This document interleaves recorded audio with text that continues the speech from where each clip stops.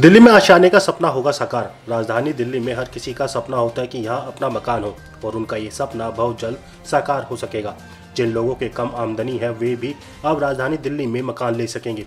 इसके लिए दिल्ली विकास प्राधिकरण की तरफ से हाउसिंग स्कीम पूरी तरह से तैयार कर ली गई है और संभवतः अगले महीने से इस न्यू हाउसिंग स्कीम को शुरू कर दिया जाएगा, जिसमें इस बार पहली बार EWS और LIG कैटेगरी के फ्लैट्स भी हैं।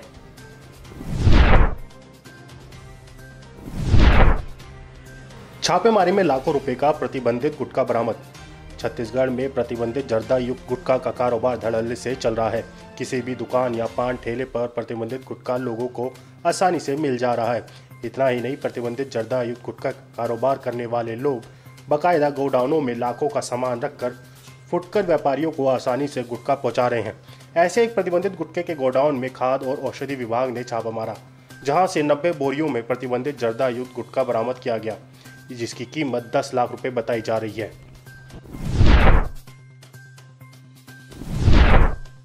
केंद्रीय मंत्री रामदास अठावले का यूपी को लेकर दावा। केंद्रीय मंत्री रामदास अठावले ने आगरा आकर उन्होंने ताजमहल का दीदार किया। इस मौके पर उन्होंने उत्तर प्रदेश की राजनीति पर बोलते हुए उन्होंने कहा कि मायावती के साथ अब दलित नहीं रहे हैं। काशीराम का बहुत बड़ा योगदान दलित राजनीति में रहा है। मायावती आज जो कुछ भी है वो काशीराम के कारण ही बनी है। साथ ही उन्होंने दावा किया कि साल 2024 के लोकसभा चुनाव में बीजेपी उत्तर प्रदेश में 70 से 75 सीटें जीतेगी। हालांकि उन्होंने अपनी पार्टी के लिए यूपी में 3 से 4 सीट देने की मांग की है।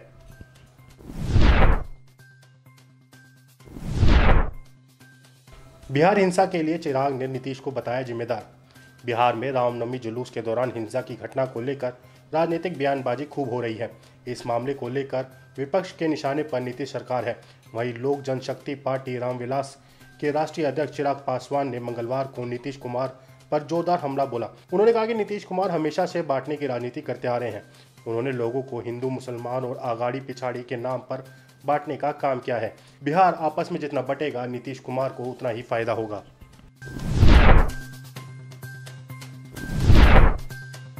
बिहार में हिंसा के बाद राजनीतिक जुबानी जंग छिड़ गई है। सरकार और विपक्ष के नेता एक दूसरे पर इन दिनों जमकर आरोप प्रत्यारोप लगा रहे हैं। वहीं आरजेडी नेता श्याम रजक ने मंगलवार को केंद्रीय सरकार को लेकर विवादित बयान दिया। उन्होंने केंद्र पर हमला बोलते हुए कहा कि 2024 लोकसभा चुनाव में दिल्ली में बैठे नाजायज लोगों को हटाएंगे। संविधान का मजाक उड़ाने वाले नाजायज ही कहे जाएंगे, वे जायज कैसे हो सकते हैं। 90% छात्रों के फेल होने के आरोप पर आतिशी का पलटवार। दिल्ली की शिक्षा मंत्री आतिशी ने बीजेपी को खुलकर चुनौती दी है कि वह एक भी ऐसा स्कूल बताएं जहां 90% बच्चे फेल हुए हों। उन्होंने आरोप लगाया कि बीजेपी नेताओं को दिल्ली के सरकारी स्कूलों में बच्चों को मिल रही शानदार शिक्षा से नफरत है, इसलिए झूठे और मनगढ़ंत बातें करते रहते हैं। बीजेपी नेता नहीं चाहते कि दिल्ली के बच्चों को अच्छी शिक्षा मिले। बीजेपी शासित राज्यों में सरकारी स्कूल टीन शेड में चलते हैं और पढ़ाई भी नहीं होती, जबकि दिल्ली में प्राइवेट स्कूलों से नाम कटवा कर बच्चे दिल्ली के सरकारी स्कूलों में एडमिशन ले रहे हैं।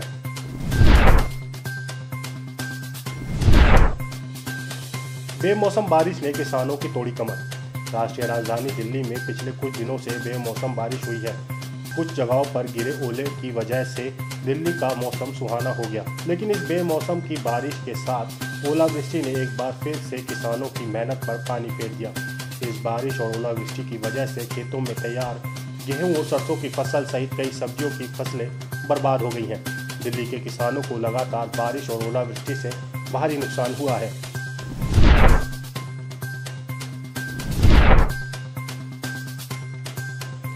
मध्य प्रदेश की राजधानी भोपाल का राजा भोज एयरपोर्ट लोगों को काफी पसंद आ रहा है। यहाँ से आने जाने वाले यात्रियों की संख्या में लगातार इजाफा हो रहा है। फ्लाइटों की संख्या में वृद्धि और एयरपोर्ट पर मिलने वाली सुविधाओं के चलते भोपाल एयरपोर्ट यात्रियों को रास आने लगा है। इसकी वजह से लगातार लाखों की संख्या में यात्री अब भोपाल से देश के कोने कोने में यात्रा कर रहे हैं।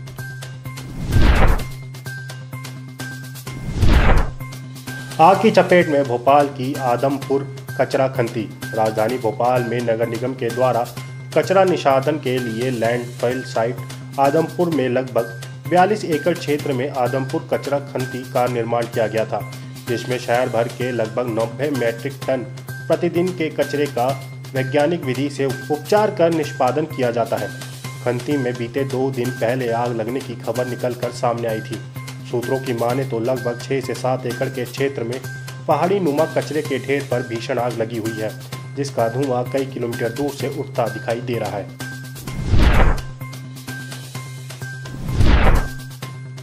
डॉक्टरों से कई मांगों पर सहमति बनी। लंबे समय से चल रही निजी चिकित्सालयों की हड़ताल आज खत्म हो गई।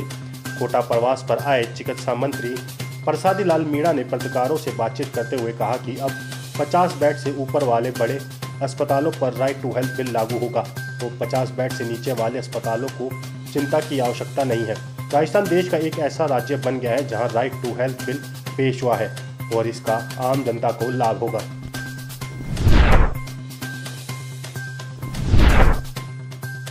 Vasundhara Raje corona positive.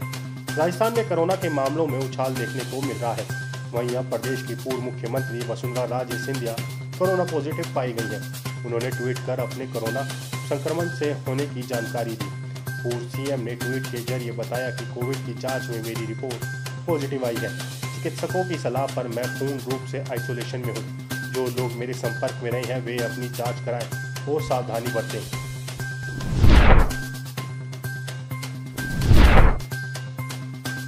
राजस्थान में बीजेपी कांग्रेस ने मुसलमानों को ठगा।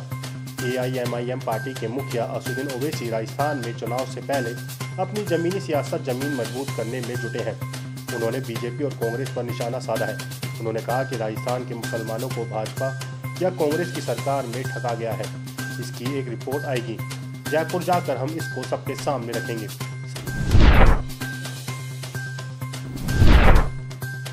एएसआई ने पत्नी और बेटे की गोली मारकर की हत्या। पंजाब के गुरदासपुर जिले में मंगलवार को एक सहायक उप निरीक्षक ने कथित तौर पर अपनी पत्नी और बेटे की गोली मारकर हत्या कर दी। पुलिस ने यह जानकारी दी। एक पुलिस अधिकारी ने बताया कि भूपेंद्र सिंह, जो अमृतसर में तैनात थे, मुंगाली गांव में सुबह करीब 10 बजे अपनी पत्नी बलजीत कौर और अपने बेटे लवप्रीत सिंह की अपनी सर्विस रिवॉल्वर से कथित तौर पर हत्या कर दी।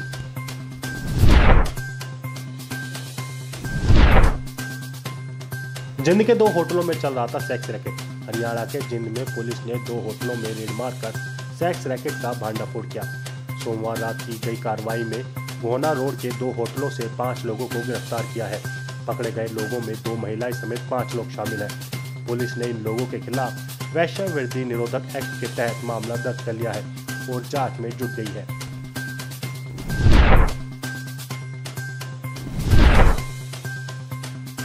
ऑनलाइन धोखाधड़ी में महिला ने गंवाए 14 लाख रुपए। ऑनलाइन धोखाधड़ी के मामले बढ़ते जा रहे हैं। सतर्कता की तमाम चेतावनियों के बावजूद अपराधी लोगों को साइबर अपराध का शिकार बना रहे हैं। ऐसा ही एक मामला मुंबई से आया है।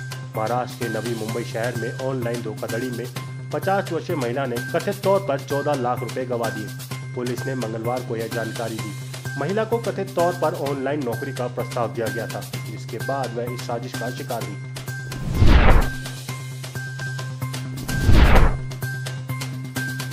लिथुआनिया ने रूसी नागरिकों पर प्रतिबंध लगाया। रूस के साथ चल रहे युद्ध की वजह से रूस की छवि पर असर पड़ रहा है। दुनिया भर के देश रूस से दूरी बना रहे हैं। अब खबर आई है कि यूरोप के देश लिथुआनिया ने रूसी नागरिकों को अपने यहाँ अचल संपत्ति खरीदने पर बैन लगाने का फैसला किया है। लिथुआनिया ने राष्ट्रीय सुरक्षा के लिए जोखिम का हवाला देते हुए यह फैसला लिया है।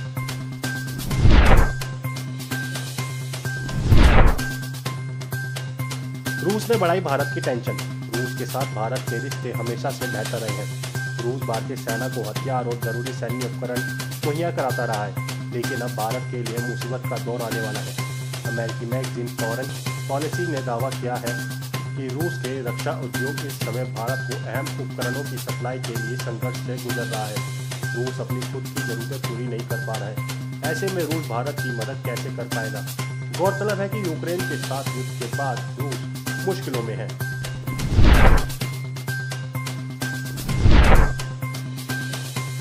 फिनलैंड को नाटो में मिली एंट्री। फिनलैंड मंगलवार को नाटो का 31वां सदस्य बन गया है। इसे रूस के खिलाफ अमेरिका की तरफ से किए गए ऐतिहासिक राजनीतिक बदलाव की तरफ देखा जा रहा है। आपको बता दें कि फिनलैंड रूस का पड़ोसी मुल्क है। फिनलैंड रूस के साथ 1300 किलोमीटर की सीमा साझा करता है।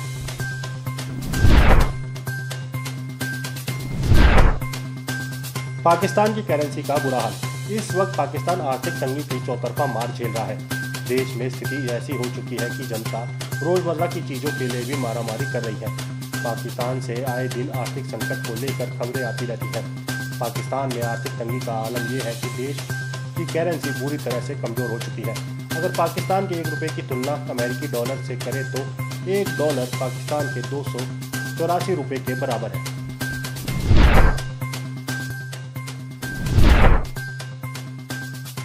भारत से अमेरिका निर्यात किए जाने वाला as care artificial eye drop पर यूएस की फूड एंड ड्रग एडमिनिस्ट्रेशन ने पहले ही इस्तेमाल करने को लेकर चेतावनी दे रखी थी। अब फूड एंड ड्रग एडमिनिस्ट्रेशन ने आई ड्रॉप के निर्यात पर रोक लगाने का फैसला किया है। दरअसल ये मामला तब सामने आया जब आई ड्रॉप के इस्तेमाल करने की वजह से अमेरिका में लोगों को परेशानी हुई थी। आप इस खबर के बारे में क्या सोचते हैं, हमें कमेंट सेक्शन में बताएं। साथ ही ब्रह्मास्त्र न्यूज को सब्सक्राइब और शेयर भी जरूर करें।